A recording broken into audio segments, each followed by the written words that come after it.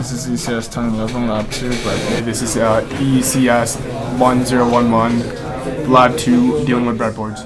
This is step 2, in which you picked up a 10 ohm resistor which was determined using its colored band and decoded using the chart of colored resistor loads, and was verified using a multimeter which gave it a value of 9.63, which equals 10.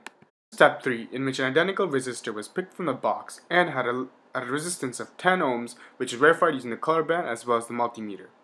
Again, it was placed in a series with the first resistor. The overall resistance of the load in series was then measured, which came down to 19.8 and was 120, and suggested that RT equals R1 plus R2. This is step 4, in which two more identical resistors were placed in series with the previous two, and the overall resistance of this load was measured, which was plotted using MATLAB, as you can see here.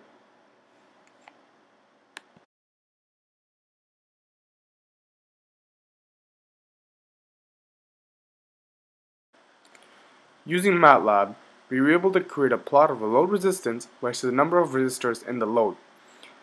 Also, we were able to extrapolate it to n identical resistors, and as you could see from our results, since we have a linear function, it suggested that resistance is additive, supporting the theory that RT equals R1 plus R2 plus R3 plus R4 in this case.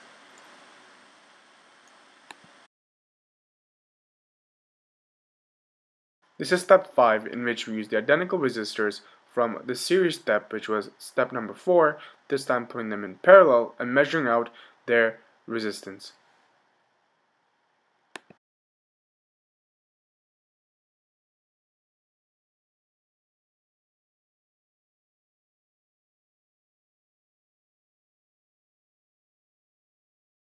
Similar step number 4, this is step number 6, in which MATLAB is again used to create a plot of the load resistance versus the number of resistors in a circuit, this time also extrapolating to n identical resistors.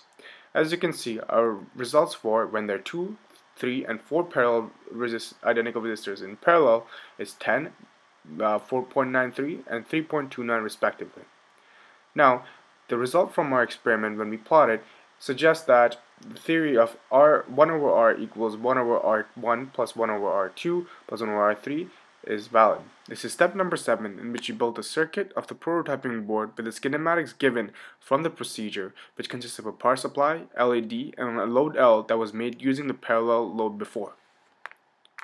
The overall voltage of the circuit is 5.18, 2.60 coming from the power supply, and 2.58 coming from the resistors. This is part B of step 7, which is the last step of the procedure, in which we measure the current of the circuit, which we created using the schematics given, which turns out to be 0.78.